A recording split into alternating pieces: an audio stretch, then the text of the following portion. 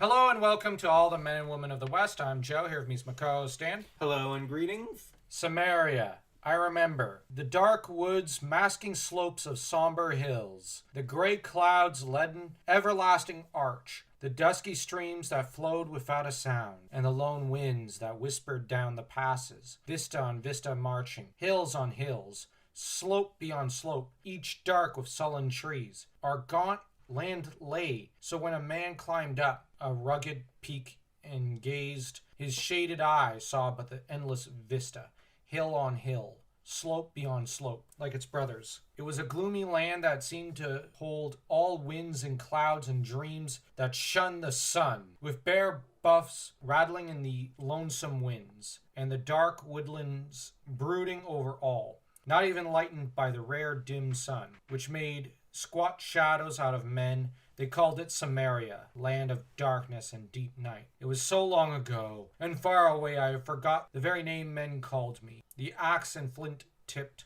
spear are like a dream, and hunts and wars are shadows. I recall only the stillness of that somber land, the clouds that piled forever on the hills, the dimness of the everlasting woods. Cimmeria, land of darkness and the night. O soul of mine, born out of shadowed hills, to clouds and winds and ghosts that shun the sun, how many deaths shall serve to break at last this heritage which wraps me in the gray apparel of ghosts? I search my heart and find Cimmeria, land of darkness and the night. It's a bleak poem, and it's obviously a nod to the Atlantean Pictish War after the Cataclysm. The reason this can be discerned is in the reference to, I forgot the very name men called me. The Atlanteans forgot their original name. They forgot that they were Atlantean and started calling themselves Cimmerians. The axe and flint-tipped spear are like a dream. It happened so long ago, it's like a dream. It faded with time from their memories. And hunts and wars are shadows. Now, Cimmeria is a land filled with lots of violence, lots of warfare between different clans and tribes, and between them and the Picts. Reference there to ancient wars and to the sorrow and trauma that they suffered, I think, due to the Picts. Now, what is also an interesting way of reading it might be that one could almost see it as hinting at what's to come in Conan. What are your thoughts on the poem? Very bleak indeed. I got the impression that the individual of the poem was heavily traumatized. Yeah, I think it's a poem that, or song, that can be regarded as that of the people and the land in a way. That it's a land of death. Really. Death, darkness, nothing good is there. And maybe this is what Conan fled. He didn't just simply come to civilized lands to conquer, but he fled. He fled because life was untenable for him. He fled out of the darkness and hither into lands of light and civilization. And it is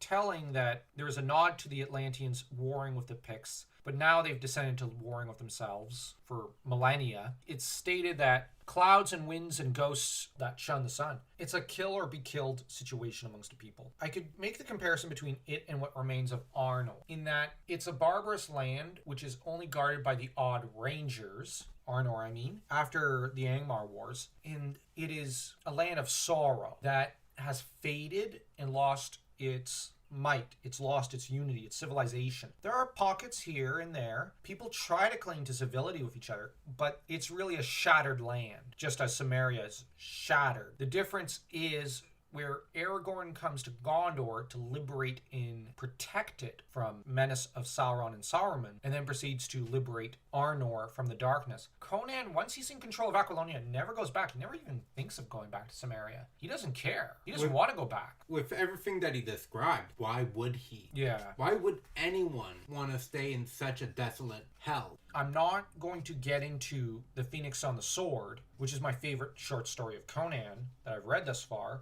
Most people don't consider it as good as The Hour of the Dragon. I'll be getting to that in a little while when it comes to reading it for the first time. But the Nemedian Chronicles of The Phoenix on the Sword at the start of the first chapter says, "Know, O Prince, that between the years when the oceans drank Atlantis, and the gleaming cities, and the years of the rise of the sons of Arius, There was an age undreamed of, when shining kingdoms lay spread across the world like blue mantles beneath the stars. Nemedia, Ophir, Brithunia, Hyperborea, Zamora, with its dark-haired women and towers of spider-haunted mystery. Zingaro with its chivalry. Koth, that bordered on the pastoral lands of Shem. Stygia with its shadow-guarded tombs. Hyrcania, whose riders wore steel and silk and gold. But the proudest kingdom of the world was Aquilonia. Reigning supreme in the dreaming west, hither came Conan, the Cimmerian, black-haired, sullen-eyed, sword in hand, a thief, a reaver, a slayer, with gigantic melancholies and gigantic mirth, to tread the jeweled thrones of the earth under his sandaled feet. So he came to be a conqueror. Although that said, the dreaming west, that is rather similar to some of the language used when speaking of the West in regards to Tolkien's literature. You have really the Dunedain, the men of the West, the Númenóreans, descendants, mostly in the form of Aragorn, comes from the land in the north, well, the northwest, and proceeds to bring back civilization to the entirety of the West and to protect it and whatnot. And in some ways, The Lord of the Rings is his tale.